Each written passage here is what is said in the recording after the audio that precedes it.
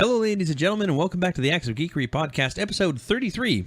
I'm Corey. And I'm Scott. And we're the Brothers Geek, here to bring you all the geeky things in the world of geekdom. Everything. Yep. Even the stuff you've already heard about. Especially that. We'll reiterate that over and over and over again. Yep. Before we talk about anything, I think we do need to get into the news, because we got important stuff to talk about there, and I don't want to undermine it by joking around too much beforehand. All right. All right? Hello, I'm Leonard Nimoy. The following tale of alien encounters is true, and by true, I mean false. It's all lies, but they're entertaining lies, and in the end, isn't that the real truth? The answer is no. I really don't like starting the news off with tragedy, Scott. I don't either, but this is kind of the biggest bit of news that came out this week. Yep. So Leonard Nimoy, also the saddest as well. Yeah. You heard him just there in the news clip, and you'll be hearing a lot more of him throughout the podcast. Leonard Nimoy has died at the age of 83. He was in his L.A. home with his family, and he had been struggling with a heart condition for about a year. So he passed away Friday morning.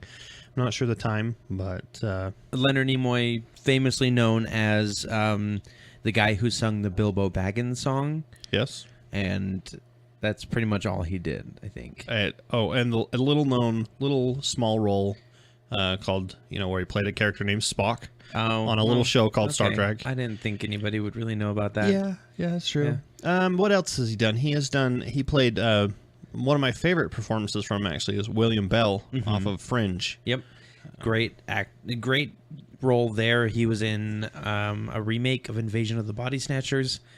He's been in pretty much every Star Trek. And the voice of Galvatron from Transformers the movie in 1986. Not the live action stuff, the cartoon. Yeah, movie. the cartoon. He was in the live action though. He was like Darth Brit. Not Darth, but Transformer Prime or Optimus something Prime something. Yeah. Like Originus Prime. But he's got one of those great voices, really recognizable. Yep. And he has been a huge part of the geek community. He's embraced what he's done. He's never really gone through that phase of I don't want to be known for Star Trek. He did a little bit from what I understand, but he always really respected the fans and everything. He was pretty cool. A lot of people would see him on the street and they'd yell across the street with their hand up and Vulcan salute, live long prosper, and he would do it right back to him, and I'm like, that's kind of cool. A lot of actors, and it's not even just geeky, a lot of actors won't, and so that's awesome that he did embrace the fandom and to be honest, I think out of every original series cast member, he's the one that I'm gonna miss the most. I like James Doohan, and I liked DeForest Kelly and everything. I like William Shatner, but when William Shatner dies, it's not going to be nearly as impactful as Leonard Nimoy, because he's a huge part of the culture. Yeah, and Shatner kind of shunned the Trekkies. Yeah. Trekkers is what actually Nimoy liked to call them, Trekkers rather than Trekkies. So, yeah, sad news. Hopefully, I think he had one project in the works, and it was in post-production, so hopefully we'll be able to get to see something or hear something else. If not, there are plenty of movies and roles out there. And in his older days, he actually had a photography company. Yes, or he was doing a lot of professional photography by himself. One of the most popular is the Full Body Project. So you can go check that out. Man, it really sucks. Like, this is, I think, one of our first major celebrity deaths for our generation, because, you hear about, like, Shirley Temple died, or I don't know if she's died, actually, but you hear these older actors that affect mom and dad and your and grandma and grandpa and because you didn't really grow up watching them. No, exactly. Or experiencing stuff they did. We had a little bit of that with Robin Williams last year dying, and now Leonard Nimoy. It's like, it's not fun. And I think you can go out and find the last tweet that he ever said was actually something like life as a garden, and you have to experience it to the fullest. It was really pretty profound. cool. And it was like a day before he passed away. So Nimoy, we're glad that you brought us all kinds of wonderful movies and projects throughout your career and our childhood. Go join your friends James Doohan and DeForest Kelley in the stars. They're waiting for you. And and honor him somehow. You geeks go out and honor him somehow. Figure out some way to do it. In Star Trek Online, they had a memorial service. I saw that. It was like the largest collection of gathering of players in Star Trek Online ever. I wish I would have known about it because I would have logged in, because that would have been pretty cool. Yeah, I saw that, but I was out of town, so I couldn't log in myself. Yeah. I didn't see it till after the fact. I saw Saturday Night Live did a tribute to him. Awesome. I think Epix and Sifi ran 5 hours of programming with Leonard Nimoy. Yep. To tribute to him, and he's just been like, it's really like, even my non-geek friends are impacted by this because he's such a memorable part of that entire culture. So yeah. Solemn news. So there you go, folks. Okay. We bring you all the news. Yep. Even if it's the sad news. Yep. And now the entire podcast is going to be nothing but downers because we can't come back from that. It's sad, but we must geek on. The geek must go on. We must geek forward. Keep geeking forward. Keep geeking forward. I love it. Okay. So let's talk then about Michelle Rodriguez. Not dead. Not dead. No. Still needs a bath, though. Have you ever watched her in movies? Is it her too? Her and Megan Fox? Her and Megan Fox. They always look like they need a shower. They always look filthy. Okay, first of all, that's racist because she's like Hispanic. No, I'm talking like she's always sweaty and she's always got dirt all over her. That's true, I guess. Megan Fox, same way. Mm-hmm. Same way. Every time I watch them, I'm like, you need to freaking shower. Yeah. And I'm not saying that in the get in the shower kind of way. I'm saying it in the gross. Can I capture that for just like future use? Sure. Yeah, get in the shower. Yeah, get in the shower. So there was a rumor going around that I didn't even hear about, but apparently TMZ did, where Michelle Rodriguez might be up for the role of the next Green Lantern. Huh? Exactly. Huh? That's what I said. And TMZ asked her exactly like what she thought about it. Yeah, what she thought about what her it. opinion was on it. Let me pull up the response here because it is awesome. I did read this, and it is pretty brilliant the way she said it. Well, at first she said something, and people flipped out, and then she later clarified. Yeah. After the interview. So she basically, they asked her, and she said, "Come on, where is this? I know where it is." I like how they pull up the picture of the Power Ring, the new Power Ring girl. The new Power Ring girl. That's the dumbest thing I've heard.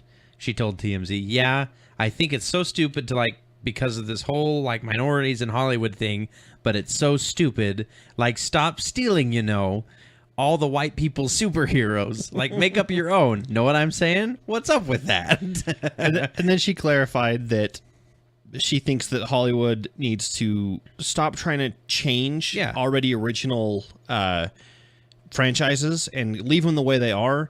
And they want her to play a strong female character of superpowers, make up a new one, or find one that she would fit in the role with. You know what the problem is, though? Is that they're not iconic.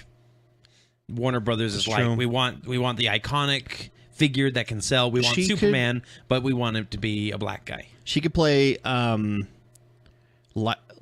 Drac, the transcriptionist / bookkeeper of the Yellow Lanterns.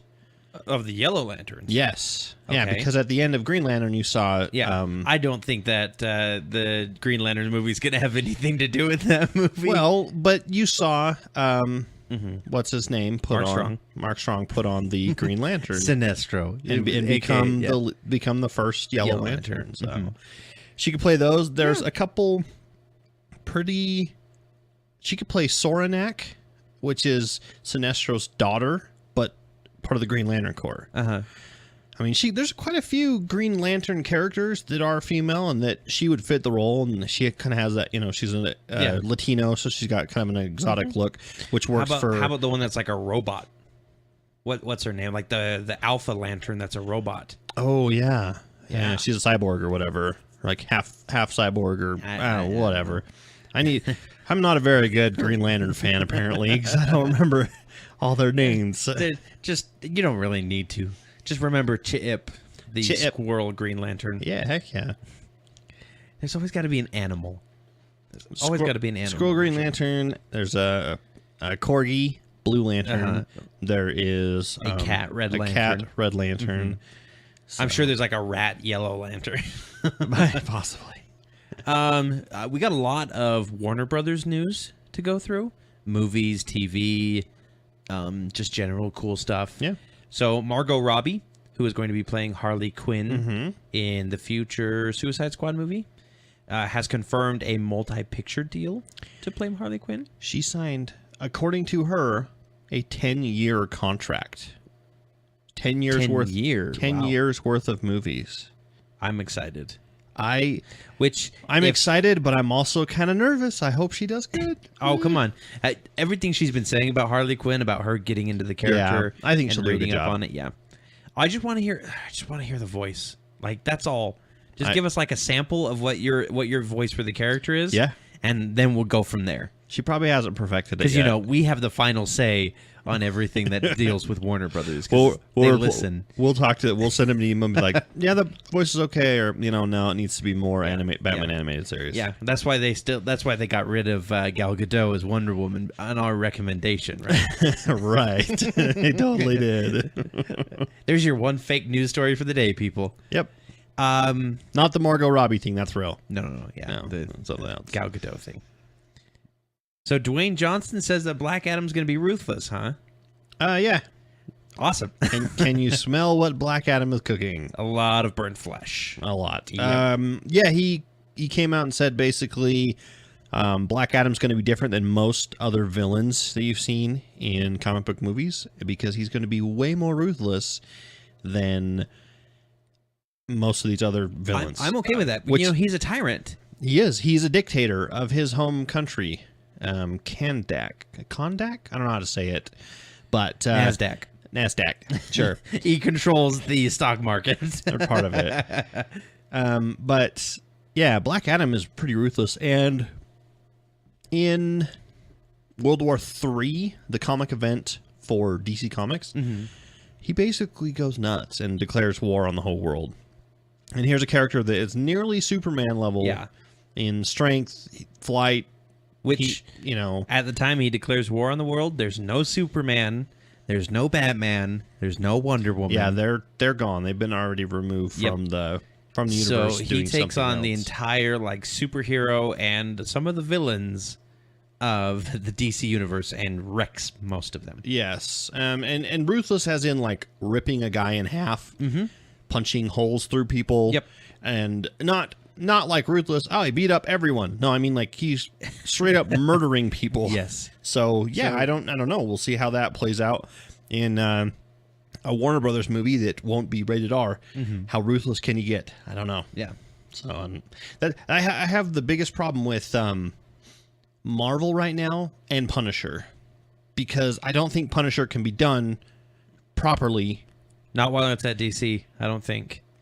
Or not DC. Disney, DC's. It kind of sounds the same. Whatever. They're all companies. Yeah, I don't think it can be done properly unless they decide to do a rated R movie. And as far as we know, Disney will never do that. Yeah, exactly. So, I don't know. So maybe they'll hand it off to Miramax or Dimension or something like that. Maybe they probably won't hand off the rights. It'll be one of those, we want to hold on to the rights, but we're going to outsource to you. I don't think Marvel Disney is going to give away the rights anything ever again. Nope. They'll be like, this has been such a nightmare. We're not going to do that. Let's see. I'm not sure if this is Warner Brother news, but the Blade Runner sequel. Oh, yeah, okay. I don't know if it's Warner Brothers or not, but they have a director now. Okay. Denis Villeneuve. Villeneuve? Yeah. The director of Prisoners according to this. I don't remember that movie. I don't know. Like, they say that like it's something we should remember. Yeah. Oh, Hugh Jackman, Jake Gyllenhaal, 2013. Let's see. Let's find this. Oh, did Rush as well. Are you sure? Because I just pulled it. Oh, never mind. Dang it. Sorry. That's just people who also like this movie, liked Rush. Yep, I'm just looking for the director here. Oh. Yeah, I don't know. They're usually at the top. Right there.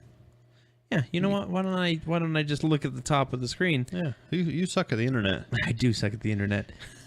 Nope, nothing I know. 14 credits and none of them are anything. We got La Course Destination Monday, Rewind, Fast Forward, Cosmos. 120 seconds to get elected. Yeah, Next Floor, Polytechnique, Incendies? I don't know. That sounds like fire underwear. Incendies. New from Hasbro. No, from Fruit of the Loom. Fruit of the Loom, okay. I thought Hasbro would be toys. No.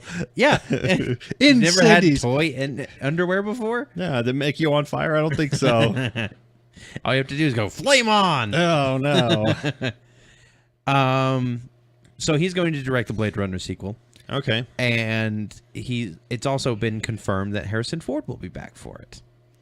I'm okay with the Harrison Ford thing. I don't really know much about this Dennis guy. Yeah. I have no idea how good he's going to be. Prisoners just got pretty decent ratings apparently, so yeah. Maybe it wasn't bad. It just doesn't grip me like it should. I'm going to be honest. I'm going to be honest, and I'm going to get a lot of flack from sci-fi purists and say it's not going to be hard to top Blade Runner. Yeah.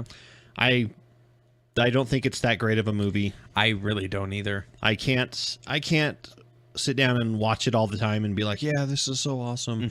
I usually watch it because I feel like I'm obligated as a geek? and I've forgotten all kinds of stuff about it. Yeah. You know, and that kind of tells you what kind of a movie it is to me. So, okay. I don't know, again, man. Alrighty. You know what I think is a better movie than Blade Runner? Alien. Yes, very good. And the Alien sequel is coming from Neil Blomkamp. I just smooth over that name right there. We'll do that in post production. Corey will just sit there and the microphone will go Blomkamp. Bloomin' Onion. One of those has to be right. But we found out that the Alien sequel will actually be a sequel to Aliens, the second movie, and will disregard the third and fourth movie completely. Which I'm okay with, because the third and fourth movie really didn't have... Which one did Joss Whedon do? He did the fourth one. I think he did the third one. No, I think it was the last one, fourth one. I think it was the third one. No, it was the fourth one. Let's find out. Again, terrible with the internet. Corey can't talk and type at the same time. I really can't. Alien 3 cubed directed. No, it'd be Alien Resurrection. Alien. That's the fourth one. Yeah, I was looking at the third one first because I thought I was right. Yeah, because I told you weren't right. Neither of us were right. He wrote one of them, I swear. Yeah, I swear he did. Let's look him up. But pick up after the second one, which should be interesting. He wrote Toy Story. Yeah, I don't know. Control F. Alien Resurrection. Yeah, he did. You were right. You're right. So, but yeah, kind of cool, interesting take on that. I wonder if they're going to use the same cast, not the same cast, but the same characters in it in this new third Alien, basically. And I'm wondering what they're going to do with it, or what he's going to do with it. All I know is the art and the props will be fantastic. Yep. Thank you, Neil. Neil is awesome at that kind of stuff. I mean, just go watch District 9, people. It's fantastic. It's such a good movie. Don't watch Elysium. That's not as good. It's an okay movie, but if you want to watch it for the visuals and stuff. I actually haven't seen it all the way through. You need to. I think it's good. I don't think it's good. I've seen parts of it, and nothing I saw about it actually That's because made me go, how far did you get into it? No, I was just seeing clips. Oh, you need to watch the whole thing. Just Just like The Fifth Element and a whole bunch of other movies. No, but see, from the clips, I can tell that The Fifth Element is campy but good. I'm going to sit down and force you to watch it. I'm going to build one of those chairs that keep your eyelids open. the Clockwork Orange chair? Yep. I'm going to build a Clockwork Orange chair and sit you down in it and make you watch all these movies that you don't want to watch. Funny, this is like really interesting. I actually had a dream the other night where you had watched the third Twilight movie and you freaking loved it. Like you were like, this is the best movie ever. The writing is amazing. It was insane. And I was like, what? You haven't even seen the first one though. And you're like, we should totally watch the first one. I bet it'll be just as good. No. See, you watch clips of that and you know it's terrible. I know it's terrible just because it's Twilight, and the books are apparently terrible. Yeah, they are completely terrible. All right. Our sister had a dream where I was dating a stripper named Papyrus. Papyrus. I think mine's a little bit more relevant to the conversation. I'm just saying that's quite the stripper name. Now, welcome to the stage, Papyrus. All right. She just comes out in a bunch of paper. Yeah, she's just wrapped in paper. Yep. So let's talk about Warner Brothers TV for a moment. Yeah. So our favorite themes right now. Mm-hmm. We love Flash. We love Arrow. We're pissed off that they're gone for a couple weeks. Yeah, until the 17th of March. Oh, yeah, dang them! painful. Shake our fists. Yeah. 2 weeks. 2 weeks. Yeah. 2 weeks. Agents of S.H.I.E.L.D.'s coming back this week, though. This week or the this Tuesday, right? Mm-hmm. Nice. And then on the 10th we've got Powers, and then I think on the 10th as well we've got the zombie one coming out for CW. Oh, iZombie? Yeah. Okay. Yeah. So great, more stuff for us to watch. That's okay. We don't have enough already. We don't really care though. Yeah. Anyway, we love Flash, we love Arrow, and we keep talking about how they're going to have to spin off into like 10 different shows because they've got Firestorm now, they've got the Atom. I mean, Canary, they can't really keep... I guess they can kind of keep Canary. Yeah, she's kind of... But right now, on Arrow's team, there are 4 or 5 different, like, superhero mask-wearing vigilantes. Because you've got Arrow himself, Red Arrow, or Arsenal, Black Canary, Atom, and then I'm pretty sure Thea's going to put on a costume sometime. Like, she's, like, super fighter now and everything like that. Yeah, what do you think? Who do you think she'll be under? I don't know. Spoiler. Actually, is a DC character called Spoiler. Okay. Yeah, it's actually Stephanie Brown. I have a hard time with her character. I do, too. And that's why I think that they have to put her in a costume, or else there's no reason for her to be around anymore. Yeah, she'll end up getting killed off or something. Mm-hmm. Or she'll go on vacation for, like, 6 years or something. Yep. To the island. Yeah. He'll go put her in the island. Next to Deathstroke. Right, next to Deathstroke, yep. But it has come out, and it was a rumor first, but Warner Brothers confirmed it, that there is a spin-off in development that will include the Atom, Firestorm, Canary, and Captain Cold, plus 3 other heroes from the DC universe that we have yet to see on any TV show. Justice League of America. Pretty much. I'm pretty sure that's exactly what it is. Element Woman, that kind of thing. They could do Martian Manhunter. Oh, I know. So they've done him a little bit in Smallville. Let's just not talk about Smallville. I liked it. I know you I actually kind of want to rewatch it. I do too. I want to see if it's as weird as I remember it being. Yeah, but they've done Martian Manhunter a few times in Smallville. And yes, he does have Superman's powers, but in the comics, he doesn't get used for those. No. He gets used for his shape-changing ability and his telepathy. Yep. And the ability to be a great tactician as well. Animal Man, Scott. Yeah, that would Animal be cool. Man. That'd be So, cool. Animal Man and Vixen. Instead of them developing like new series for a bunch of different characters, they're just like, every hero that we introduce onto Flash and or Arrow just gets shoved into the Justice League TV show from now on. That might not be a bad idea, actually. Yeah, like a rotating roster would be really cool. Because... And then they can throw them in crossovers and everything. That'd be fine. These that they have listed, like Atom and Firestorm and stuff, they don't have enough backstory in their comics. They don't have enough content. They don't have enough of a rogues gallery. Yeah, so they're going to having them all together is a good idea, because then you can take from all those and have it be... Because Adam's an awesome character, but I could not watch a whole show with him, I don't think. Because it would get about a season through and they'd be out of ideas. Yeah, I have a problem with Adam. I don't... And this is like the geek, like the really hardcore geek in me. I don't like the way they went with the Atom in the TV show. The suit or the character? Suit, no, the character's fine. Ray Palmer is great. Yeah. But the suit and the not shrinking and everything, I know he's all into... And they've said yet. He hasn't shrunk yet. Why would he need to if he's got the suit, though? Well, why does Ant-Man need to shrink? He's got a suit. But he needs to shrink to talk to ants. Not in the comics. He can talk to them. I don't know. I just want a shrinking character. Is that so hard? On TV, yes. Okay. On TV, yes, it is. They're gonna have to make like big Adam's size versions. You know what Adam's gonna be? Coffee cups and Atom is gonna be the money. He's the bankroll. Oh yeah. For this whole team.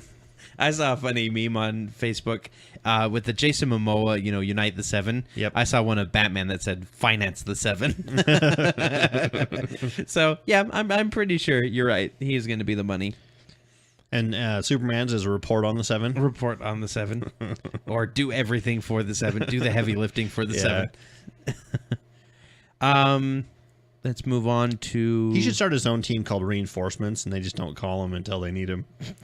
That's Batman. That is Batman. He's always busy. That's true. The Lego movie has a director. So Of course it does. It's been out for over a year. I would imagine it does have one. Oh, sorry. The Lego movie 2. The sequel. The sequel. Oh, the sequel. I see. I hate you sometimes. I'm just keeping you on task here. You're fine. So originally it was going to be Phil Lord and Chris Miller, the guys who directed the first film. Okay. But they came out and said that that community director Rob Schrab will be directing the film. Community? Did I say community? That's what it sounded like. Community, the TV show. Yes. Rob Schrab will be directing the film, and Phil Lord and Chris Miller will be writing it and producing it. Okay, cool. I'm okay with that. I know the community directors community did good with Captain America: Winter Soldier. I like the show Community. I think it's funny. I do too. So, and the Lego movie is awesome. Of course it is. Everything is awesome. Everything is awesome. Everything's cool when you're part of the Lego movie team. Mm-hmm. Warner Brothers has also come out and said they're making an Adventure Time movie. Live action or animation? I'm pretty sure animation. Oh, because we saw that. We saw that fan film of the live action where version. they're older and everything. Well, that was pretty good. And everything is actually Earth, but after like some apocalyptic event. Yeah, like I think it was an atomic bomb actually. Yeah, and it mutated everyone. And that's why everyone was like candies and had powers and stuff. I'd be okay with that too. I'm all for taking cartoon things and making them adult right now. Yeah. And we'll talk a little bit more about something like that for later. But first, we have to talk about Electra Woman and Dyna Girl. Now, the names sound really familiar. Mm-hmm. I know there's a webcomic called Dyna Girl. Now, Electra Woman and Dyna Girl is actually a 1970s TV series. Okay. And you can see them on the left there. They were a pair of girls from Ohio that moved out to the West Coast. I think to the West Coast? Oh, come on. I suck at the internet. Tap. To Los Angeles, yep, with dreams of becoming big crime fighters. WB's tried to reboot it once before in 2001. Really? And had a pilot already, but it never made series. But they are trying again. Every time they do a pilot, that never makes it anywhere, they need to release it online. I think that would be hilarious. And then they can actually gauge fan reaction and not some maybe elite snobby group of people that they screen it to that decide whether or not it happens, and actually see how it goes, you know? Yeah. But Electro Woman and Dyna Girl, so it's a unique and created by WB. Yeah. Or whoever created it originally. Yeah, it's not in any universe or anything like that. Not based off a comic book. I don't really know what their powers are. I'm guessing Electro Woman is an electric type. Okay. Like she's a Pokemon. Yeah. Her weaknesses are water? Yeah. Or no? Ground. I don't know. Yeah. I'm not a very big Pokemon fan. But that's not the important part of the story. The important part of the story is that they have actually cast both Electro Woman and Dyna Girl with the YouTube stars, Grace Helbig and Hannah Hart. Have you seen either of them? Yes, I know who both of them are. Okay. Grace Helbig's been on a couple things. She has her own YouTube channel called Daily Grace. Okay. That she talks about. And Hannah Hart, I believe, is the drunk. I had a name like something like that. She's the drunk kitchen girl, where she gets drunk and cooks. Okay. And she's really funny. Alrighty. And Hannah's the one in this picture that's pointing. Okay. And Grace is the other one. They seem familiar to me, like I've seen them on other channels. All you have to do is just watch a video and you'll be like, yeah, okay, I've seen them before. Because they've guest starred on all kinds of channels, like Philip DeFranco Show, and they've both been on Ray William Johnson. I'm sure they've been on the Fine Brothers. Probably, yeah. Yep. So, but there it is. They've already got a... You know what? I'm excited. Cool. I like. And then I saw the director.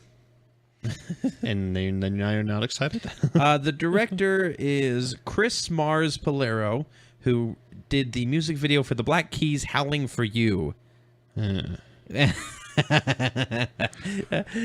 I know we both hate that music video. It's fine if you're watching it. I hate it because... It plays like 3 seconds of the song and then goes into some kind of scripted talking. Yeah, it's weird. It's like an old Grindhouse movie trailer. Yeah, a 3-minute long trailer for a Grindhouse movie, which is too long for a trailer, by the way. But the cinematography and stuff's good in it. Yeah, you're right. So it'd probably be all right. I'm excited. I want to see like third-party heroes, especially a pair of strong female characters. Bring it on. I want to see girl power. I'm not just talking about. I want to see girl power made into a TV series. That is such I know it's like way back in like the first couple episodes that I recommended that. Yes. I almost want to make it my pick of the week again because it is amazing. It's so good. Absolutely amazing. Alrighty. Now let's talk about something that I'm excited for. Our childhood's ruined. Yeah. No. Oh, no? Not ruined? Not yet. Okay. DuckTales. Woohoo. Thank you. You have to do it. Yeah. Is having a reboot. Is getting a reboot. Having a reboot. Like it's a baby. Having a reboot. Like a bowel movement. Yep. A reboot movement. Reboot movement. That's coming in 2017. So you animated buffs out there, get ready for that. Or it's going to be exciting. Are those of you that are not very buff but are still normal? Animated dumpy people. You really want me to say that to our people? Sure. Like fine. Me, I'm an animated dumpy person. Alrighty. So that's kind of cool. Yeah, I'm excited for that. I love cartoons. I really do.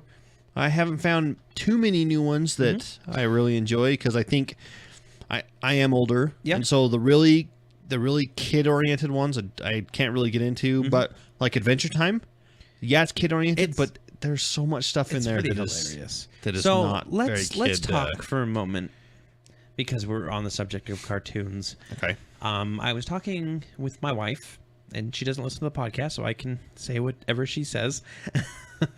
And she was talking about how she didn't want to watch any more cartoons because she thought they were childish, and she felt like she was being childish and stupid watching. Was there outside influence on this? I'm sure there anytime was. I hear people say this, it's usually like people are making fun of it. My friends were making fun of me for it. Maybe it's too childish, you know. So I wanted to bring this up because I'm sure there's somebody out there who might be listening to this podcast and having kind of the same issue. And I wanted to just say, whoever's telling you that cartoons are childish, needs to step off. Because, first of all, they're wrong.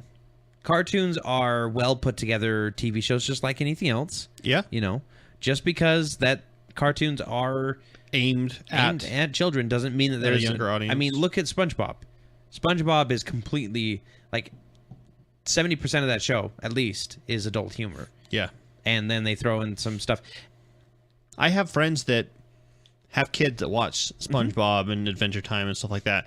And they will laugh at things, and their kids will turn to them and be like, what's so funny? I didn't get it. And they're like, we'll tell you later. When you're older. Yeah, exactly.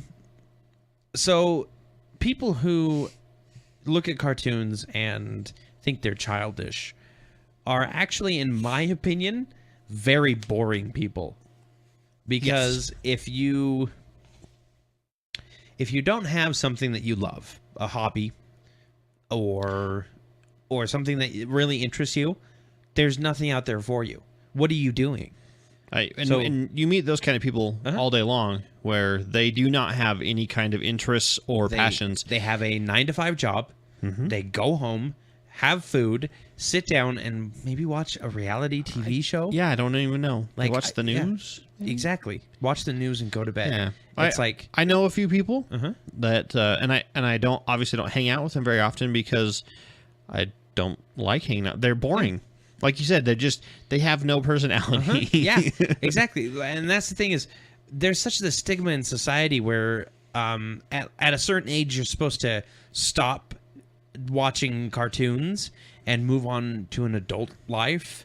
But really, the best thing about being an adult is being able to watch whatever the heck I want to watch. When I want to. Yeah, buy whatever the heck I want to watch. Like video games. Video games has the same stigma where it's for kids and terrible people, you know? Yeah, not nearly as much as it used to. Back in the, 80s, it was like... Yeah, it was geared like, for kids. You're over 16 and you're playing games. Oh, you're such a child, just a baby.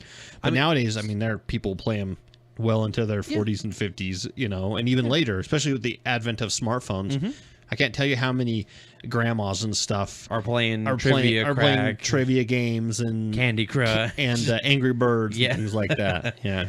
Oh, Angry Birds is like so 2010, Scott. Right? So my main point is, I don't even know where I was going with this. Don't be afraid to be yourself, to have this hobby, because anybody who looks at you and says that that's childish and everything, it's just probably kind of jealousy. It's possible. Because they remember the time when they were a kid and they can't be that anymore. And so they're going to get mad at you. But you having a cartoon hobby where you like a bunch of anime or you like a bunch of cartoons is no different than them having an entire room dedicated to sports. Yeah. Or to cars or to women. I don't know. Like, I look at it this way. We play Dungeons and Dragons every weekend. Yeah. Guess what fantasy football players do every week? They get together and play fantasy football. Mm-hmm. It's not exactly the same, but you know what? That's the jock nerd. Mm-hmm. That's exactly what it is.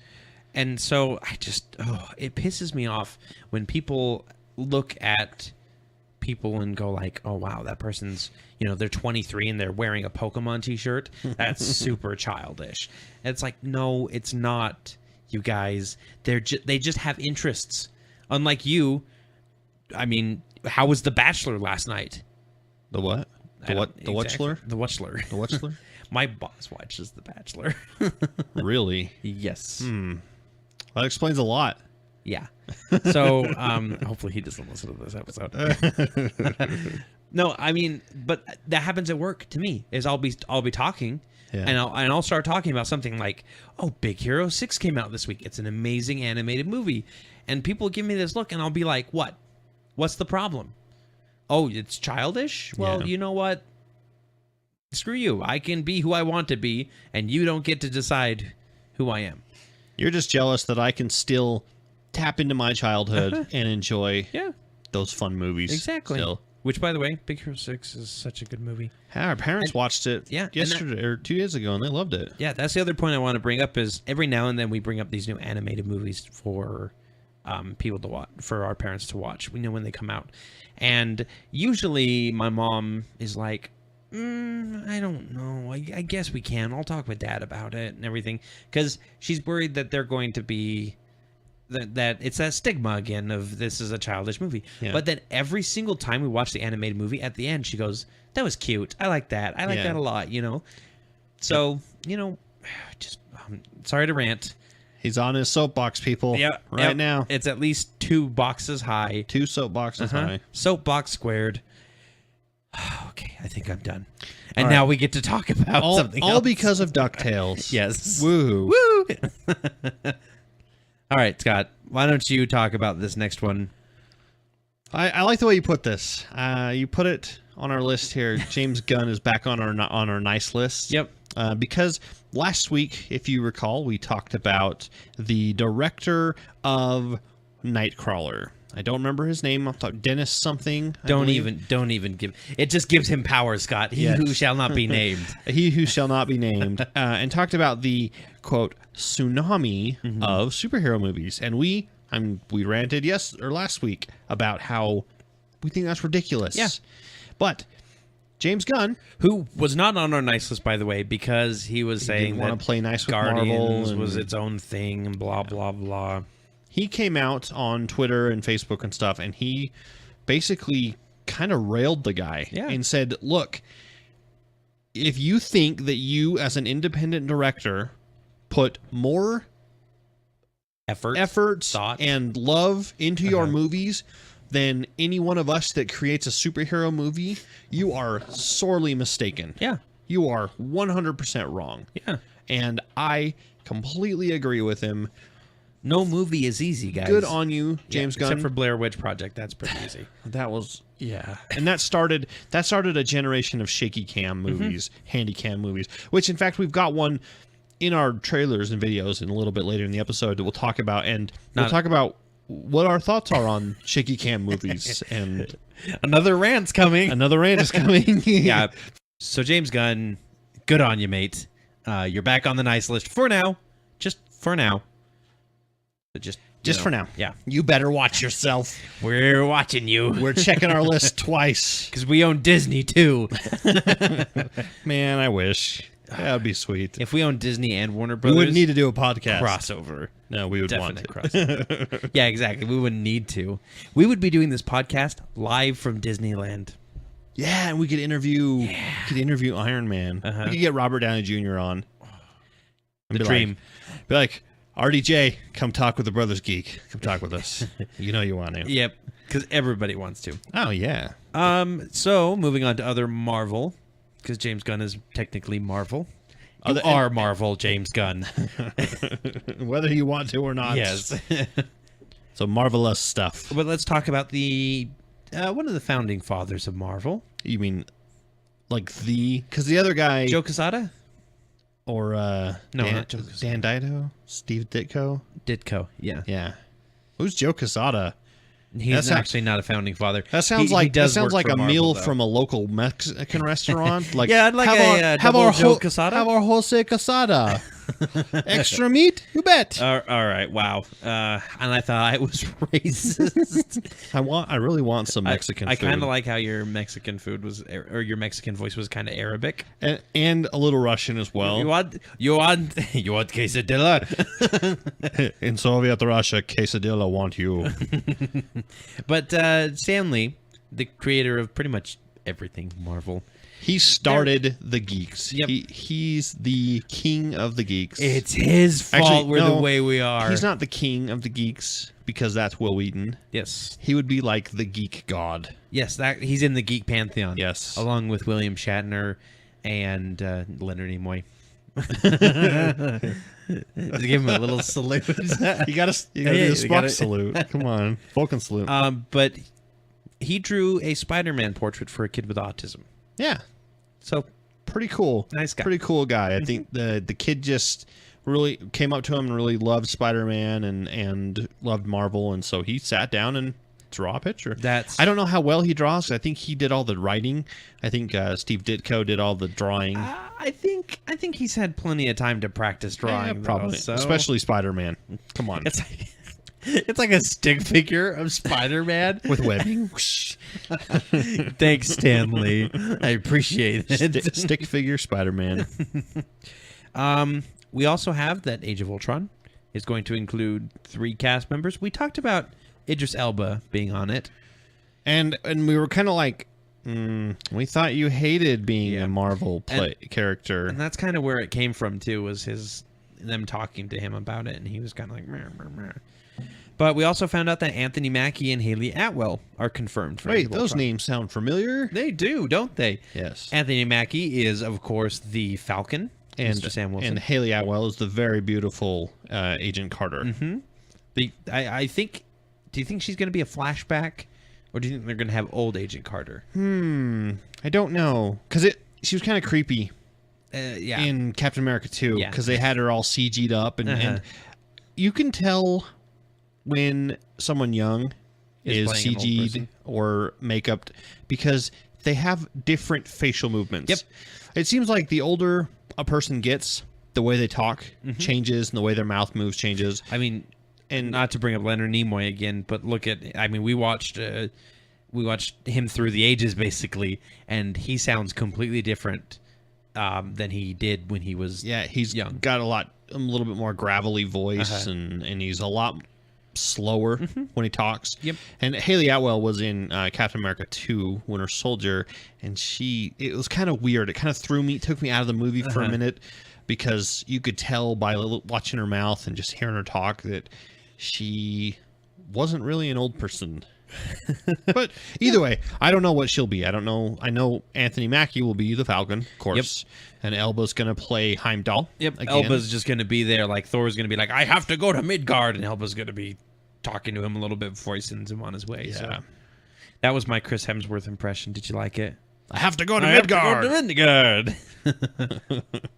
What he would have wouldn't he have like a more Norse accent, or like Slavic Midgard. or something like that? No, he's not a dwarf. Oh no. Sorry. Because I mean he is a Norse god. Yeah, he's true, Norse mythology, so I don't know. I don't know what Thor's actual accent would be. Yeah. So interesting idea. So the language in the Marvel Universe is pretty much all the same. There aren't that many races out there that don't speak English, is what I'm getting at here. Oh, you mean out in space? Yeah, out in space. Yeah. Well, and so they probably chalk that up to, like Star Trek, a universal translator of some sort. So the Eternals created pretty much the entire universe. Right. And I think some of their first creations were the Asgardians and everything like that. Mm-hmm. So the Asgardians language is kind of a Norse, kind of Slavic, or normal English. Yeah.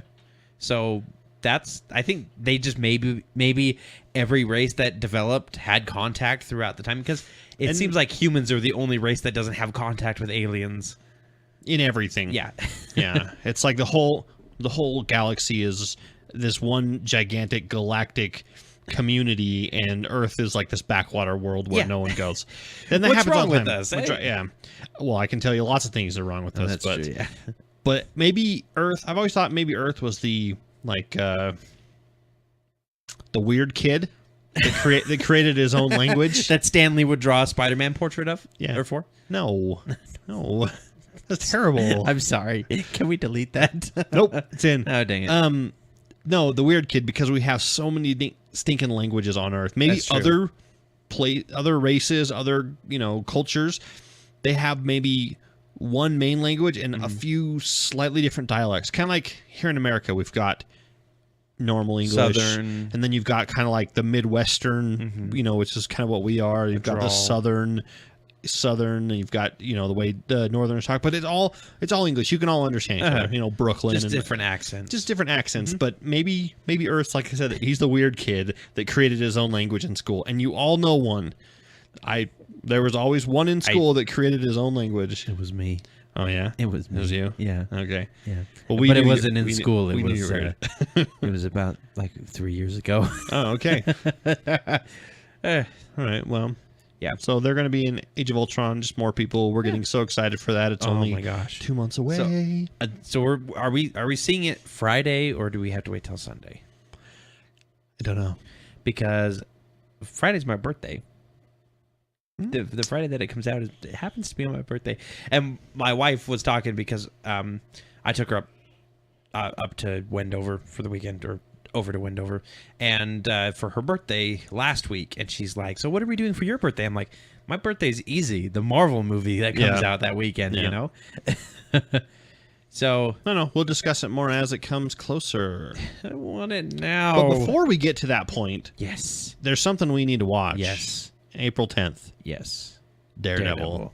I'm almost more excited for Daredevil than I am Age of Ultron, but really? then I see the Hulkbuster again. Yeah. So we do have a little bit about Daredevil. The Daredevil series will be affected by Age of Ultron. Ooh. Which is interesting because is it going to spoil something? Because it comes out a month before Age of Ultron. Or are they just saying, yes, it's in the same universe? Probably that, and I bet you the second season will have repercussions from Age of Ultron. I wonder if they do. Like, if it does well, of course they're going to have a second season for it. So far, nothing that Netflix has done, and Marvel, of course, can do no wrong. So, well, you know, don't. I hate saying that, even though I believe it, just like you do. Mm-hmm. But it's like as soon as I say it, I just want to like knock on wood and be like, I didn't mean it.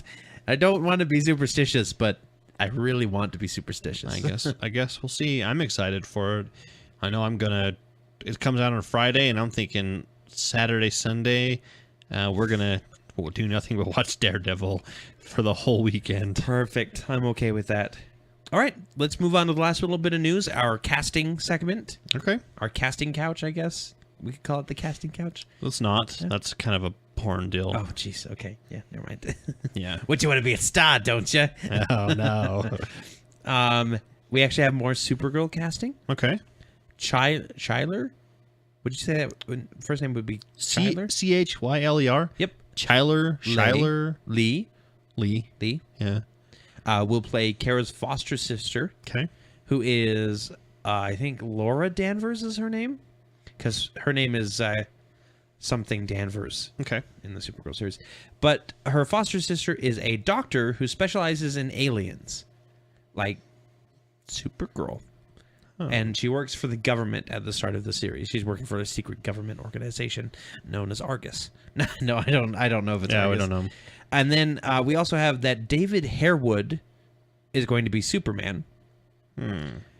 Now, you said and there's a reason, because David Harewood is actually an African-American gentleman. But he's not going to be the Superman. He is going to be a Superman. More specifically, Hank Henshaw, the gentleman who becomes Cyborg Superman. Yep.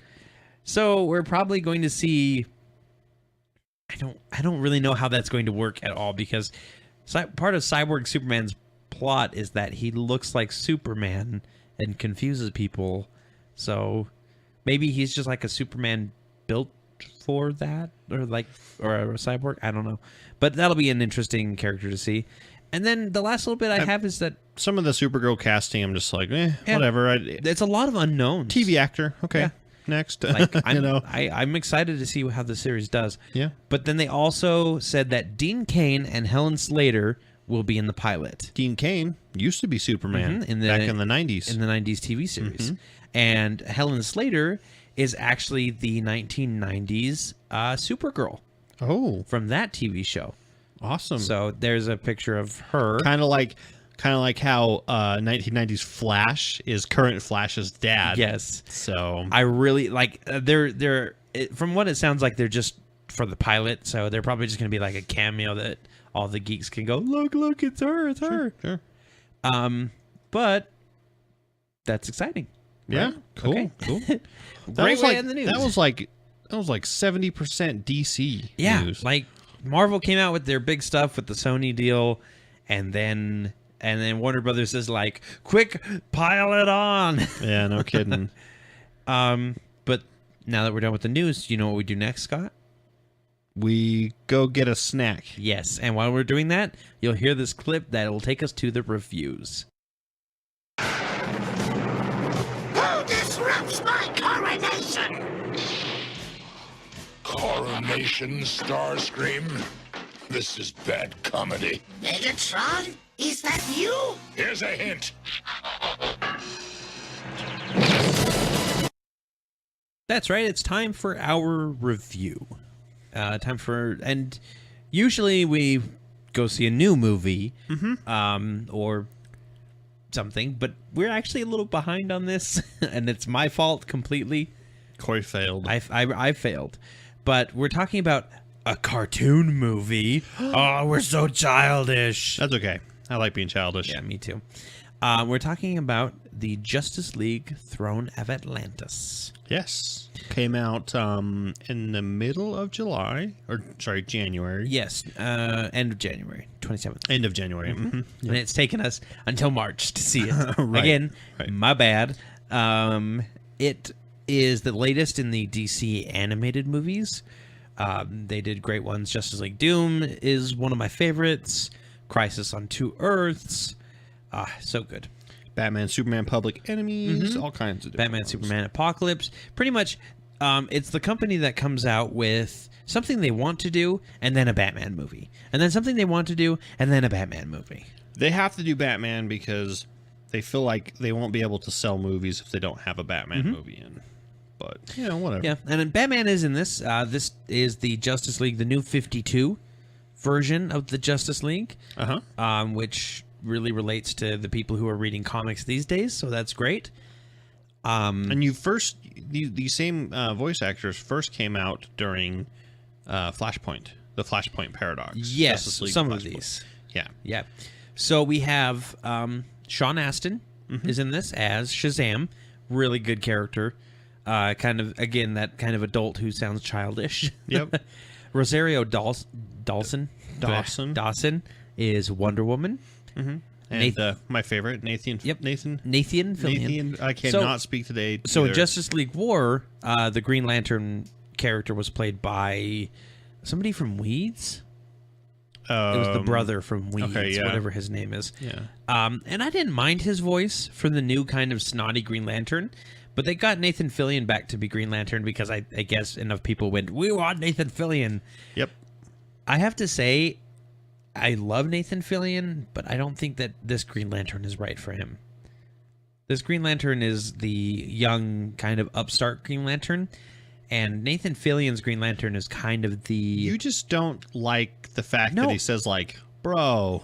Yeah, like, he's got the characterization of the younger Green Lantern, but he's got the voice of the older, wiser Green Lantern, in my opinion. That's a you problem. That is a me problem. Not a character problem. Christopher Gorham is the Flash. Gorham. You just talked about Nathan Fillion. Yep. He's the Gorham Flash. Matt Lanter is a new character that we haven't seen in a long time. Yes. In fact, are any of the movies have Aquaman in it? I don't think so, do they? Flashpoint did. Real? What? Flashpoint. No. Yes. They had Shazam instead of Aquaman. Flashpoint, not Justice League War.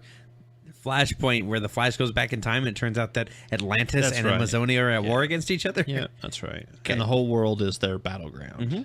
Yeah, but Aquaman really hasn't had his time to shine in the new 52 movies, or pretty much, I mean, ever. He really didn't get, much.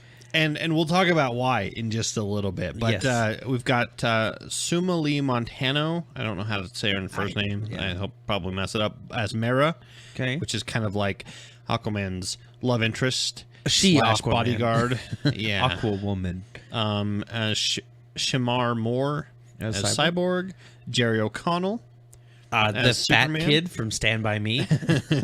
And one of our second favorite Batman. Yes. Jason O'Mara. Wow, you really said second favorite there. I did. Because you like Jason O'Mara a little bit more than Kevin Conroy. No, I don't. Really? No. Okay. I don't. But they're neck and neck as far as that goes. He is the new Batman. Yes. As sad as it is to say he is the new Batman for the animated franchise, And then we've also got Sam Witwer as Orm. Now, Sam Witwer, we know him from Being Human? Yeah, Being Human. Being Human. He's the American vampire version. Yeah. There's a UK version as well. And then, of course, there's people like Steve Bloom, who's a huge voice actor.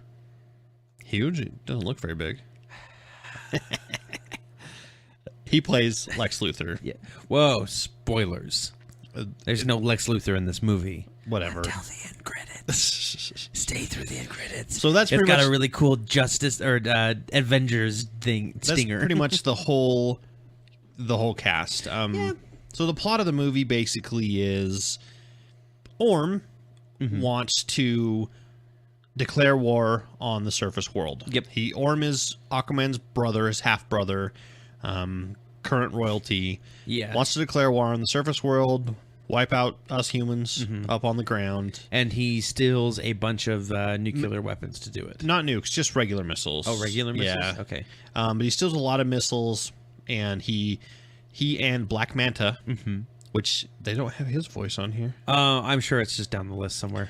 But anyways, he and Black Manta kind of stage a false coup. Yeah, kind of a false attack. And then throughout that, you've got the story of the Justice League, who's actually not as together like they want everybody to believe in the first movie and everything like that. Until I think the end of this movie, they start talking about actually having weekly meetings and everything. Yes. Yep. And you've got Arthur Curry, who doesn't know who he is. Or where he's from. Yep. And other than his mom came from the ocean, and his dad was a lighthouse keeper. His dad is dead in this movie. Yep. He just barely died. Yep. And actually, I don't even think he knew his mom came from the ocean. I thought his mom was dead. Remember that he has a flashback as a kid. Yeah, but he just thought it was a kid thing. So crazy. Yes. Good movie. However, I have some thoughts. I do as well. Well, you go first. So it's not my favorite. The New 52 stuff is pretty fine. I loved the comics, but it's not grabbing me like it should. Okay. I think they make Aquaman out to be kind of a badass, which I enjoy. Yes. Which is how he's going to be portrayed from here on out. Well, portrayed. I don't know what people will perceive. So, the big problem I have actually came from one of the Facebook people that I follow, who was talking about the movie, and he had read the Throne of Atlantis storyline. I have it. Yes, I've read it as well. And he said that he didn't like how Orm was turned from this kind of vindicated leader, like just thinking he's attacking the surface world in retaliation. Yeah. Because in the comic, it was like a third party that launched the missiles and everything. It wasn't even Black Panther or anything to do with that. It was a third party, and he was trying to spark a war for some reason or something. For science, yeah, or something. But Orm basically was just retaliating. He was completely justified, according to him. Yeah. And they turned him into this kind of, I just want to hurt the people who are different from me. Classic villain, twirl my mustache, meh, meh, meh, kind of guy. And I agree. So that kind of brought it down a little bit for me. But other than that, I mean, and then I don't know what they were doing, but the mouth work wasn't very good in this one. I agree. So the animation, besides the mouth work, was great. Fantastic. The fight scenes were good. The effects of Green Lantern, the Flash my favorite part in the whole movie. I think he doesn't get too many lines. Doesn't get too many lines, but this the stuff he does. He just kind of shows them all up, and they have to take everyone but Aquaman out. Yeah, like they really don't have too much going on with any of the other leaguers. But they do show Aquaman's got really tough skin. Someone tries to stab him, and the knife just shatters on his skin. And you get to, and it's all really good choreography, good animation for pretty much everything that goes on. My biggest problem with the whole movie was some of the lines. In it, some of them were really. So here's a movie where you've got. I mean, they show like blood and stuff happening. People get stabbed with a trident, and they get shot and things like that. So right there, I'm like, okay, that's not really a kid movie. Yeah, exactly. So why are some of the lines kid level corny. I mean, they're bad. Some of them are just cringe word. There are a few where I literally cringed. I was like, oh, why would they say that? That's a terrible, terrible line. So that was my biggest problem with it.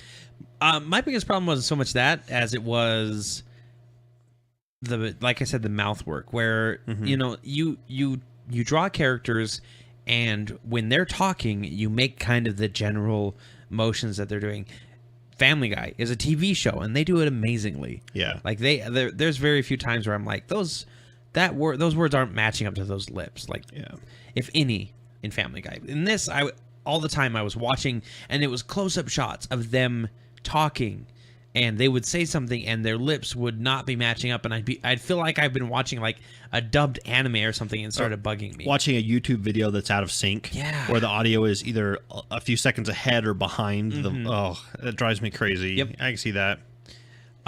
Best scene in the movie for me was actually there's two of them.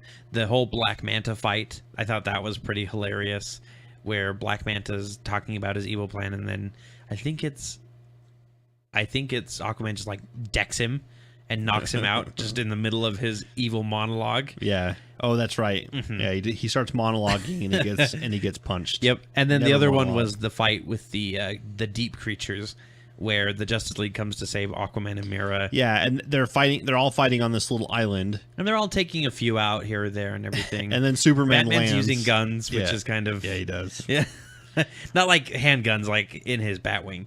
But then, Superman lands and slams into the ground. And blows away like 50 of them. And the rest just kind of like back into the water and drop their weapons. They kind of like hold their hands up and back up. They're like, nope, we're good. We're good. All right, see ya. Yeah, that's probably my favorite scene. And I actually enjoyed the Superman Wonder Woman stuff after the first scene. Yeah. So the first scene where they're talking and there's been no context for this, but all of a sudden they kiss each other and rise up into the air. And that iconic comic shot where they've been leading up towards that for a while, but it's just like suddenly they're a couple. Yeah, as far as the movie is concerned, you're right. It's just out of nowhere. But then after as the mythos goes, that's pretty normal right now. Yeah, and then after that, when they're in like the coffee shop and they're all in disguise and everything like that, it's awesome. They have like a nice dynamic. They're really sweet on each other and everything. It's really cool. So, and you almost wonder if that's Wonder Girl in the background of that one scene. I didn't even cross my mind. Yeah, well, you pointed it out and I went, no. Maybe. So yeah, I mean, all in all, I would give it. I would say 3.5 out of 5 Geek cards. I'd give it 4, but I really like. I don't know what DC Animated is doing, but their mouth work is just getting worse and worse, and it bugs me because it used to be so good. Yeah, or it used to be at least close. I'm going for 3 out of 5. Okay. It's one of those movies that I like, and I'm glad they did an Aquaman movie. Chances are they won't do another one for a long time. He'll just be part of the Justice League, which is fine. But other than that, like I said, some really cringeworthy lines in it.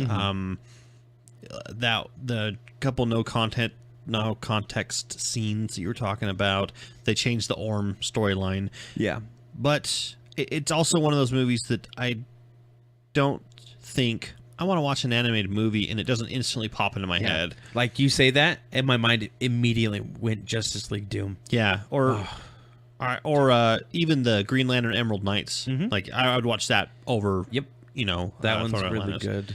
Flashpoint Paradox, Justice League War. See, Flashpoint doesn't pop into my head. Justice League War doesn't pop into my head. Batman and Superman Public Enemies and Batman Superman Apocalypse. And with The Dark Knight Returns Part 1 and 2. Oh, yeah. So Batman Superman Apocalypse, that fight scene, there's a 10-minute fight scene between Superman and Darkseid on the Kent family farm at the end. Yeah. And it is like one of the best feats of animation I've ever seen. So there you have it, folks. 3 from me, 3.5 from Corey. Not a bad movie. Nope. We recommend watching it. Yeah. Especially if you're a collector of these movies, it's definitely go pick it up to support DC Animated, because, so they can create even more awesome and maybe stories. Spend a little bit more time, if they have a little bit more money, doing better voice work. and me and Corey have now figured out exactly the point at which Aquaman became a joke. Because on the disc, there are special features, and one of those special features is a episode from the... It's actually 2 episodes. 2 episodes from the 19 70s? 60s. 60s. Yeah. 1960s Aquaman cartoon. Oh, my gosh. It is horrible. It is Hanna-Barbera bad. Like, there's Hanna-Barbera good, which is like Scooby-Doo. No, Scooby-Doo is not good.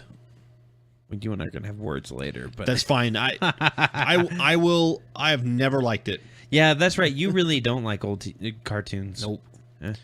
But it is bad. The animation, by the way. The animation is bad. The voice acting in it is terrible. I mean, you've got the words, "Okay, clam, open up," which we have to capture for a clip probably next episode. Yeah, because wow. But he uses absolutely zero powers other than his talking to fish. Animals. Mm-hmm. He doesn't fight. He doesn't use his fists. He doesn't use his trident. He rides around on a effing seahorse everywhere, and he talks to animals. That is it. Yeah. So that right there is the point where he became a total joke. And unfortunately, it has stuck with him for this long. For a very long And I'm time. hoping that Jason Momoa can bring Aquaman out of that. Oh, that was another story that I forgot to mention. One of the old artists of like the 1990s Aquaman, the King Aquaman, commented about the whole Jason Momoa thing, and he said, I keep seeing all of these geeks and everything freaking out that it's not the same costume, not who Aquaman is, and I said, look, this is who I created. Don't you remember from the 90s? And then he started talking about how he was on a panel at Comic-Con after they had just announced the Tim Burton Batman, the Michael Keaton one. Yeah. And everybody was saying that it was going to be terrible. And like everybody down the panel was saying, and he said, look, Tim Burton's a nice director.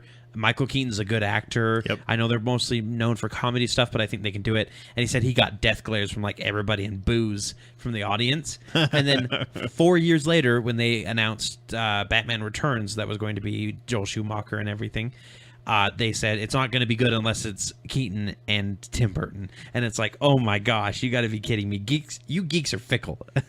Yeah, they are. Well, and what is the first thing I said when I saw that Aquaman picture? I was like, oh, that's King Aquaman. That's King Aquaman. He's just missing his hook hand or his spear hand or whatever. So we need to chop off Jason Momoa's hand, is what you're saying? To wrap this up, Justice League Throne of Atlantis, decent movie. Yeah. Check it out. Buy it to support them. There you go. Yeah, let's go ahead and get into trailers and videos. Welcome to the Head Museum. I'm Leonard Nimoy. Spock? Hey, do the thing. I don't do that anymore. This is unbelievable. What do you heads do all day? We share our wisdom with those who seek it. It's a life of quiet dignity. All right, now it's time for the videos that we've been looking at this week and the different trailers that we saw. Yep. The first thing that we'll bring up is a Leonard Nimoy tribute. The best one. I mean, you can go find a dozen of these on YouTube. From Mashable.com is the one we're referring to. It's really well put together. Shows some of his career with different, not just like parodies of himself and Spock, but other movies that you're surprised that he was in, or can't believe that's actually him. Yeah, definitely. So and then the next one that we saw is a trailer, and this is what I was talking about earlier, the shaky handy cam, personal cam, whatever you want to call it. It's the Rendlesham UFO incident movie. Yes. So you watch the trailer. First of all, there is no coherency to the trailer whatsoever. Nope. I have no idea what the hell is going on. Okay, any trailer where it's the exact same shot just in different locations is not actually a trailer. Yeah. Because it's them running through the woods in different various areas, pointing cameras at lights and going, what is that? It's a Ghost Hunters episode. Yeah, or it's Blair Witch for UFOs. Yeah. It's the UFO witch. Mm-hmm. And this is my problem with shaky cam. I might see this as a Redbox movie if I'm bored, but I don't. At least this particular trailer doesn't make me want to see it at all. Nope. And I should point out, you cannot see an alien at all in this. Yeah, and that was one thing that you said. People who you're get like, dragged away. Well, they're not going to actually show the alien one bit in this whole movie, so what's the point in seeing it? Because it's one of those movies that's a bunch of teenagers who are like, we could totally make a movie and make it amazing, like Blair Witch did, where they didn't show the witch until like the very end. They showed a little bit, maybe. I never watched it. Yeah. It's not good. It's just a bunch of kids throwing cameras around in the forest. Okay, so there is only 2 movies I can think of off the top of my head that use the shaky cam that I actually enjoy. Okay. The first one, District 9. Yep. For the first half of the movie. For the first half of the movie. Yeah. It is shaky cam, but it's not handy. It's like a film crew. Yeah. So it'd be like if a news anchor crew went out and they've got the big shoulder sitting cameras. And so they're not that shaky. They are a little bit jarring. Yep. You know, I liked that one.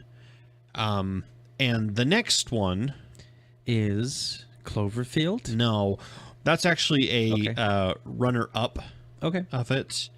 I enjoy Cloverfield. I think that's the one instance where shaky cam works because it's not just let's do shaky cam because we don't have the production value to actually show the monsters. You know, they actually show you glimpses of the monster throughout. Yeah. Where it's just like sprinkling.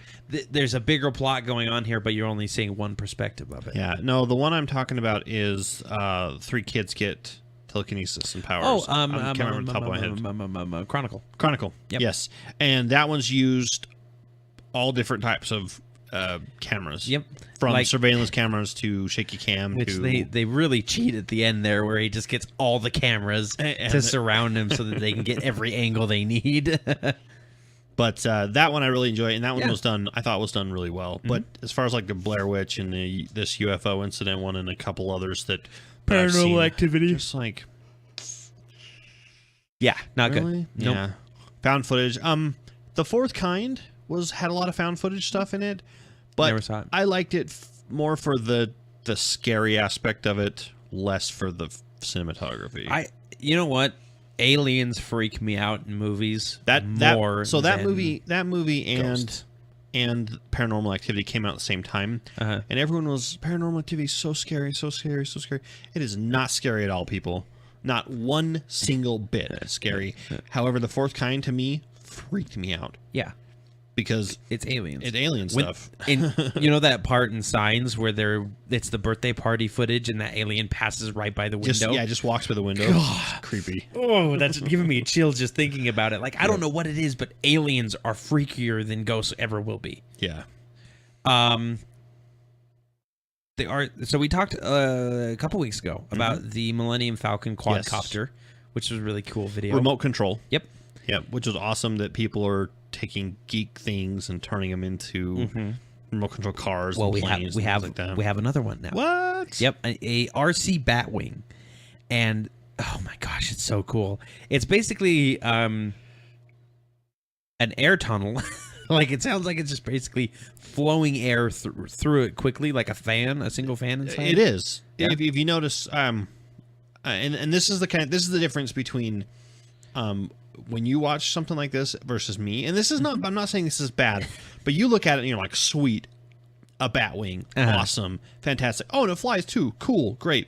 I look at it and I'm like, oh wow, sweet. They're using a little electric motor and a fan, does that work? And I wonder how it creates lift and stuff like that's where my brain goes.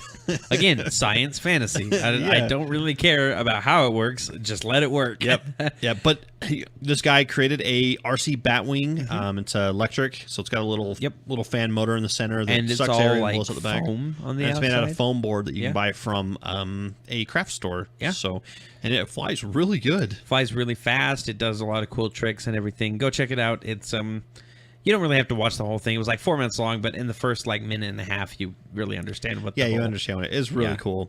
But every single video like that where it's a remote control something, it's always a super windy day, and all you can hear in the microphone the whole time. Yeah, it's kind of annoying. So the next one we watched is a mashup between Frozen, the Disney animated show. Great it's show. a claymation mashup. Claymation. Yeah, it's all done in claymation. And The Thing. The John Carpenter version of the thing. Not the Fantastic Four thing. Like the evil, creepy alien that... The Antarctica takes over a dog and the head splits open and... So good. It's the famous scene where they're all tied up and they're testing their blood. Yes. If you've ever seen the thing, you know exactly what I'm talking about. And I just... It's freaky and weird, and I actually liked it a whole lot. don't remember that scene. You don't remember that scene at all? That's like the most iconic scene. I don't. But then again, I'm not an old movie fan, so when you guys were watching The Thing, I watched about 30 minutes of it, and then I walked away. It's like, I can't stand I can't stand the audio quality in this. I can't stand the terrible acting. I can't stand. And this is the problem with old movies, is they all yell over the top of each other. Yeah. And it drives me nuts because you can't understand what any of them are saying because they're all talking at the same time. Why did directors think that was a good idea? I don't know. I don't get that. I really don't know. Nowadays you see it, but it's meant to be incoherent. They're yelling and they yell back and then someone in the background, shut up, or stop. And they stop. You're not supposed to actually hear what they're saying and understand it. Where in these older, 70s and 80s movies, and they're doing that, that's part of the plot. That's part of the dialogue. Yeah. So it's hard to catch. They need to take a lesson from Archer. Yeah. I've been watching. I watched the fourth season of Archer on Netflix, and they really cut close how people are talking, but they really make it like one and one and one and one and one. People are hardly ever talking over each other. Yeah. Let's talk about the next one last, because it's probably the biggest one on this list. All right. Yeah. We'll wait till last. Okay. So they're fan films. We normally don't like them. Not really. Because they're usually low budget, obviously. They're kind of corny sometimes. Yeah. And they're hard to stomach. There's been a few that I liked. The Firefly fan film that they made. That was pretty good. Awesome. The one we're going to talk about in a minute is pretty awesome. And this one actually I thought was pretty good. It's a Dragon Ball Z remake of The History of Trunks. Yep. The movie. Which is that's really long to get into. If you're not a Dragon Ball Z fan, you can go ahead and fast forward a few minutes. But it's basically the story before he goes back in time, and it's got a great fight scene in it. It's got a couple great one fight scene and two the special effects that they do, like them flying, them blowing things up with their energy blasts and stuff like that. Really cool. Yep. Made me want to watch that movie. That's all it did for me, is made me want to watch Dragon Ball Z. Until you saw the kid actor, because the kid actor, he's okay in most of it. There's one or two parts where you're just like, ugh, kid actors are terrible. Seriously.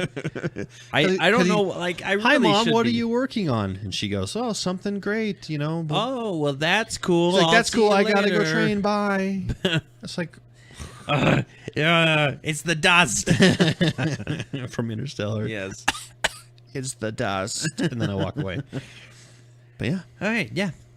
There's also a new Age of Ultron TV spot. Yeah. And we watched this, and it's like 30 seconds long. There's not, I think there's like one or two scenes in it that were a little bit of new footage, but it wasn't like a whole new scene.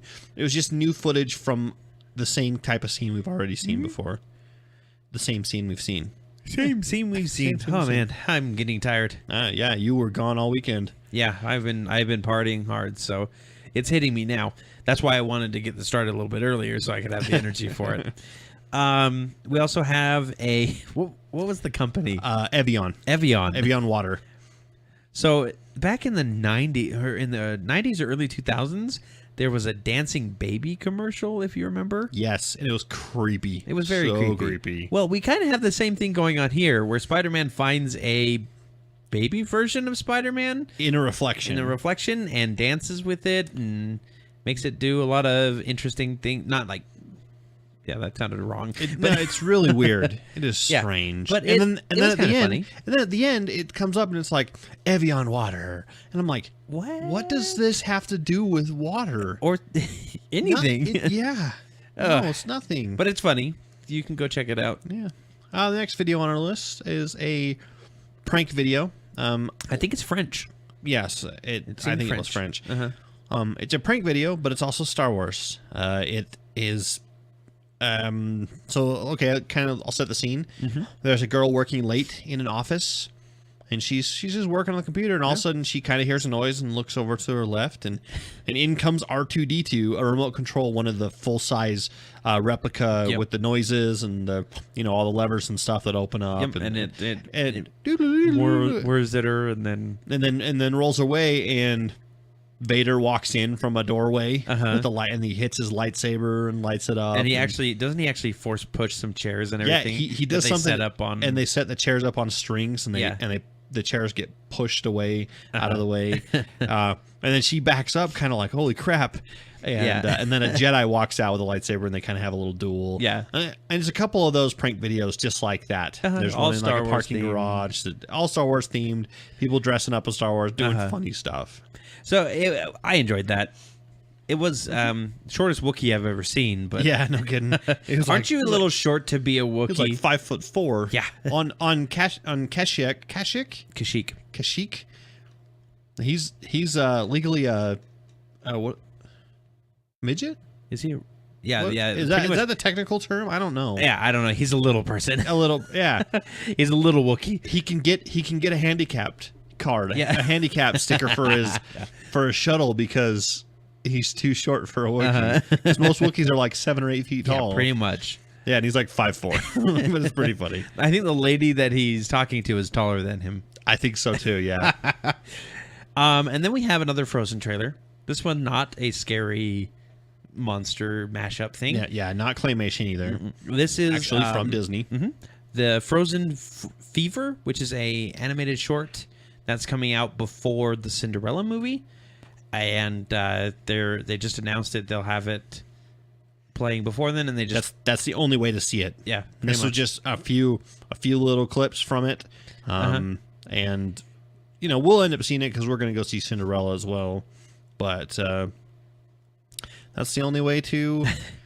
So if you really don't want to see Cinderella, like Scott, you still might have to go see it just for the Frozen short at the beginning. Which it looked like, I don't know, it kind of looked like maybe it was going to be a little bit longer than just a few minutes short. Yep. And then we have a trailer for the next Batman game. So we had one a while ago, back when they announced it. Yes. Kind of a gameplay mixed. And it was really cool. It was very cool. And this one is absolutely incredible. Like, it shows you a lot of the plot that's going to happen. Not too much, but you get to see flashes of all the different characters and Batman fighting people. Oh my gosh. I cannot wait for this game. It looks so cool. And so we'll check that out. We'll post all these links up, of course, on Facebook. I'm really like, I want this toy for this next commercial. Yes. This is the movie Birdman. Yes. Came out, which was not actually a superhero movie. Nope. But it was more of okay. So the plot of Birdman is there's an actor who played Birdman years ago. It was the height of his career, and ever since then, he's been trying to have a comeback. Yeah. Does that sound familiar? Sounds like Michael Keaton. Batman. Exactly. Well, and it's Michael Keaton playing Birdman. Well, Birdman came out, won a bunch of Oscars. It's supposed to be really good. I heard a couple from friends. It was good. Did it win Best? I think it might have been, or at least was nominated. I think it was. Well, I know it was a nominated. I think it won Best Picture. Yeah, it's supposed to be really good, but someone went and made a Birdman 1990s version toy commercial where it's a kid playing with the action figure and he's got a bunch of sticks around and he's like, Birdman's trapped, and then he breaks through them. Yeah, breaks through them with the action figure. At the end, it's like, and now with authentic voice, and he pushes the button and it goes. That smells like balls. Yeah, which I'm sure is from the movie. Probably how Birdman acts and everything. But it looks funny, and you know what? It kind of took me back because there are so many toy commercials just like that. I was like, that's so corny. I can't believe that as a kid I looked at that and I was like, I want one. Yeah, like Crossfire. Yeah, you've been caught in the crossfire. This next one, this is probably my favorite video. Yeah, out of all of them.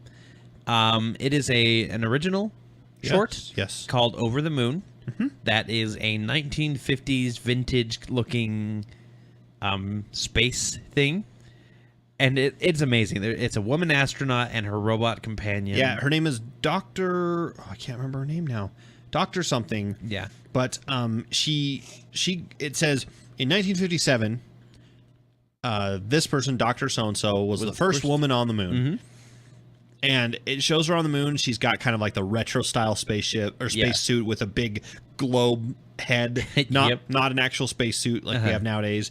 And she's got a robot companion, which is one of those big, bulky 1950s kind of Will Robinson style. Danger Will Robinson. But in the globe part where there would normally be electronics, like in Lost in Space, there's actually a human brain in like a pickle jar, basically. Yeah, and that's the brains for it. And so the whole thing is about, and then 10 years later, Americans send up the Apollo mission. Yep, and she's trying to stop them from landing on the moon and claiming it. Yeah, they're going to claim the moon if they land on it, and she's like firing a machine gun at them, and they're firing back. Little porthole. It's not serious. It's funny. It's super funny, and it's very well done.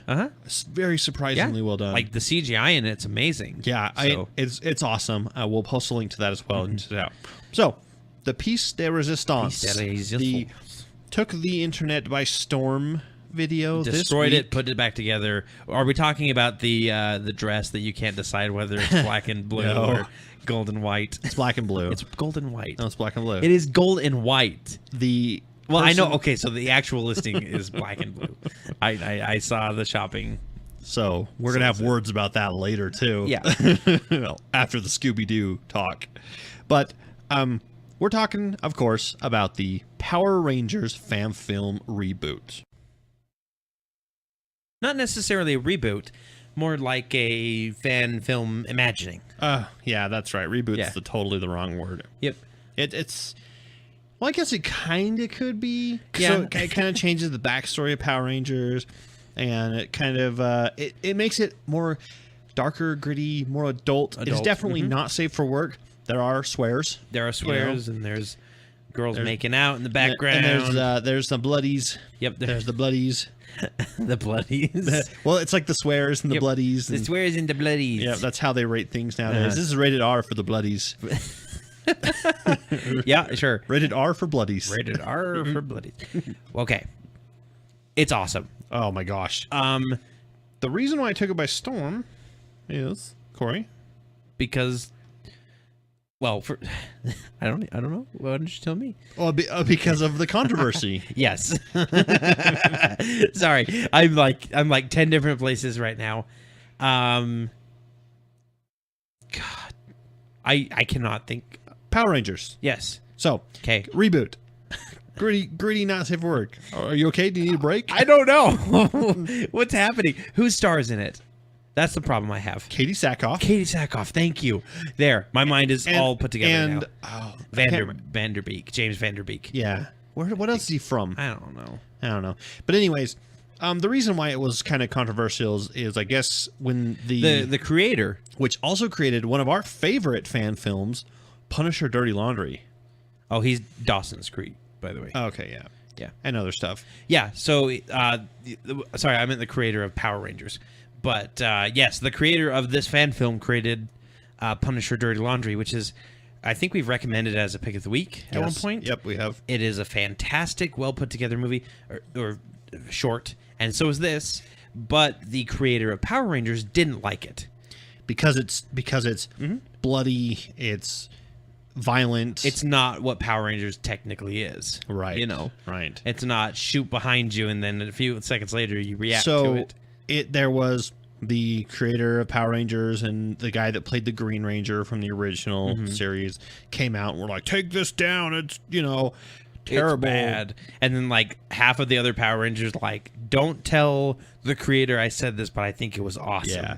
And so it did get taken down for about 2 days. YouTube took it down themselves. YouTube took it down. Yeah. Well, anytime that YouTube gets this is, copyright infringement, they automatically take the thing down. It doesn't matter what it is. They'll take it down, and then you have to fight it later. Yep. But then the creator of the fan film came to a compromise with the creator of Power Rangers, and they said, look, it's not for profit. It's not, there's no I don't reason. own any of the works in this or any of the names or titles, which is how it was in the first place. The creator of Power Rangers just being a little butthurt about it. And, and I can see why, because this makes any Power Rangers ever look like garbage. Yeah. And to be honest, and that's coming from a fan film. Yes. Where you can tell, like, So there's one part where the Black Power Ranger gets into a fight with a whole bunch of Korean thugs. Right. And beats the crap out of them, kills a whole bunch of them.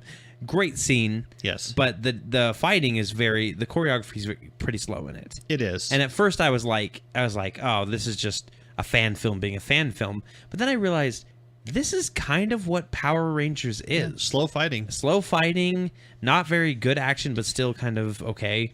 You know, a lot of acrobatics and everything like that. But so what hooks you in the beginning is you see from the eyes of Katie Sackhoff's character, who's playing Kimberly, an older version of Kimberly, the Pink Ranger. She's running through a battlefield. There are bombs going off.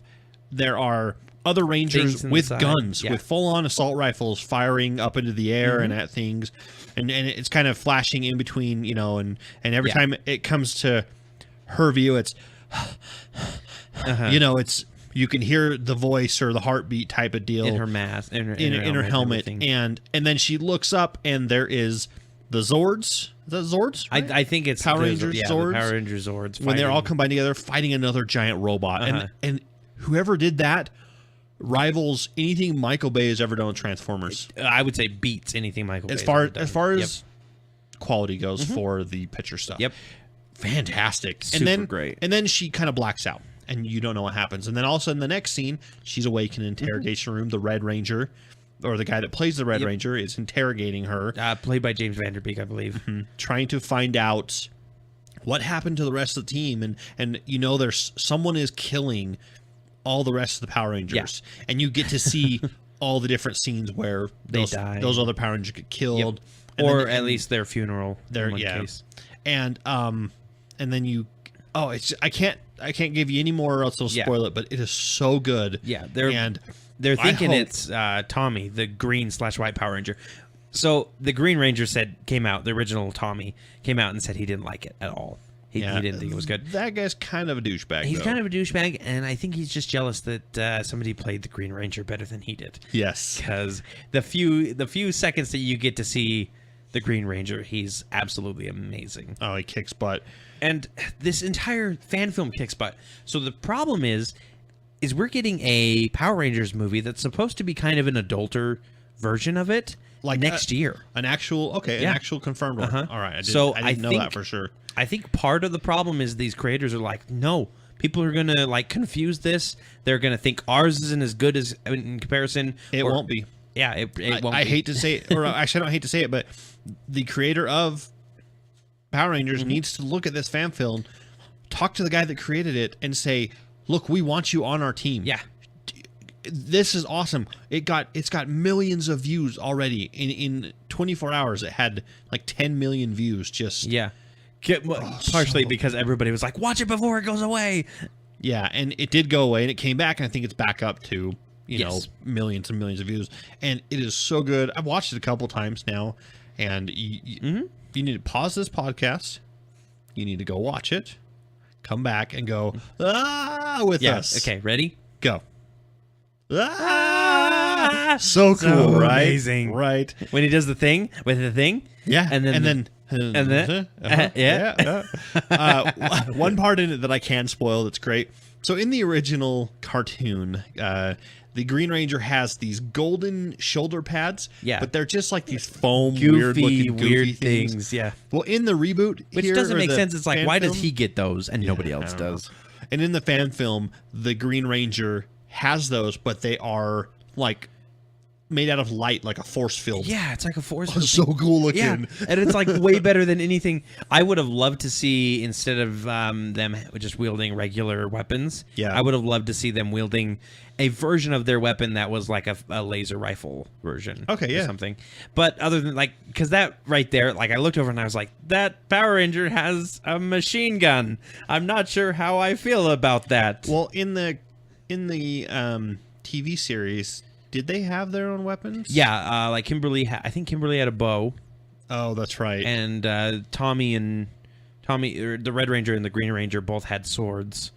And the Blue Ranger, I think, had sais or something. Yeah, that's right. So they had Ninja Turtle weapons. Basically. Yeah, they had Ninja Turtle. In fact, there is a weird Japanese Power Ranger Ninja Turtle crossover. Oh, yeah. That includes 5 Ninja Turtles. One of them is like a female-ish Ninja Turtle. Okay. It's really weird. It's live action and everything. Is it a movie? No, it's like a TV episode, a crossover TV episode. Really? It's so weird. We'll have to go find that. Like the turtles go surfing on a rocket to the moon. Cowabunga, dude. How is that going to be any? I don't care. I don't care. But we're going to end it on that note. Okay. That's a fantastic spot to end this section. I'm glad I could do that. Alrighty. So let's just go ahead and get into the picks of the week.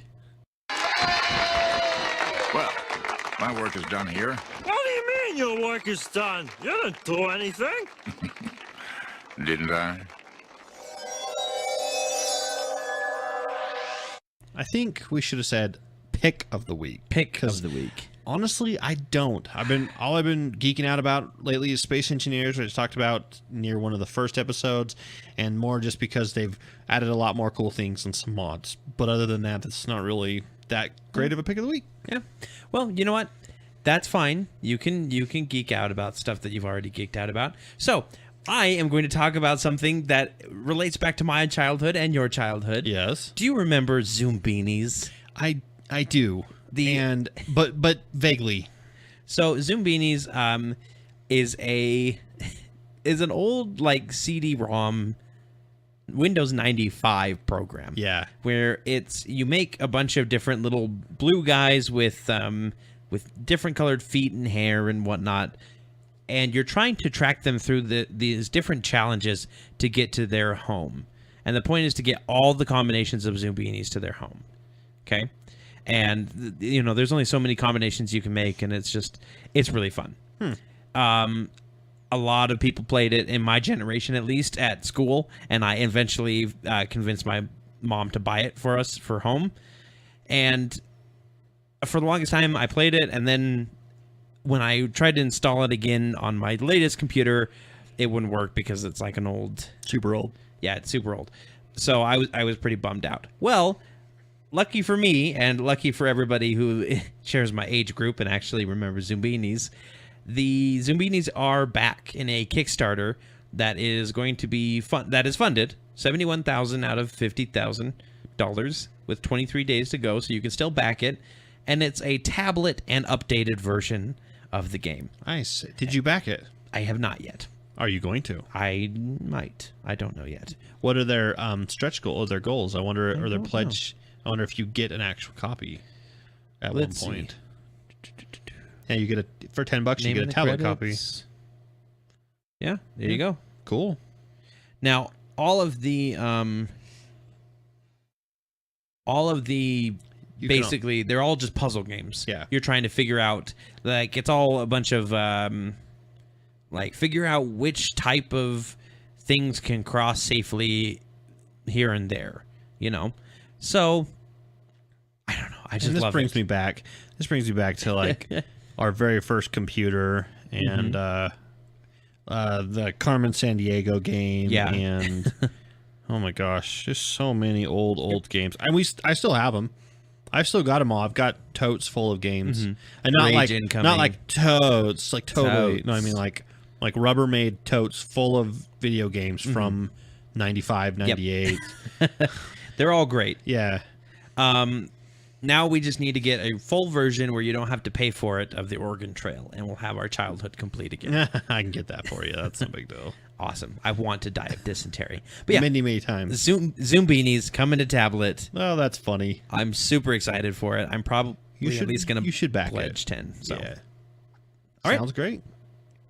That's going to do it for the Acts of Geekery podcast this week then. It's been a great episode. I think we did, I almost call him Liam Neeson, Leonard Nimoy, a little bit of justice. Yes. And I can't wait for the next one. But until then, you can find us. Oh wow, I'm just terrible.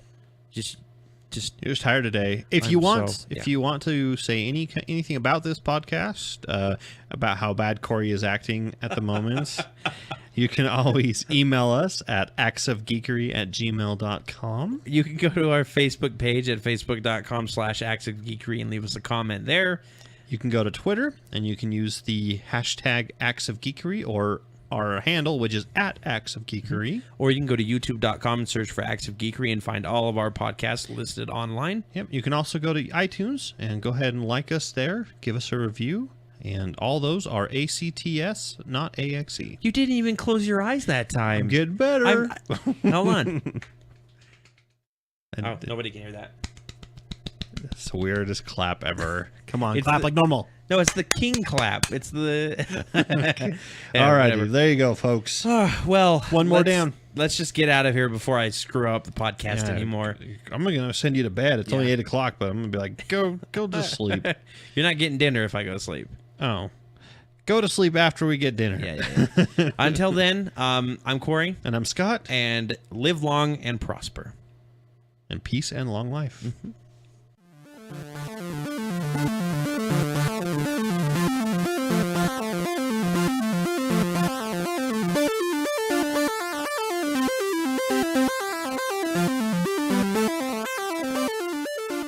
All right, let's mute it on up. Get a break. I don't want to be muted. No.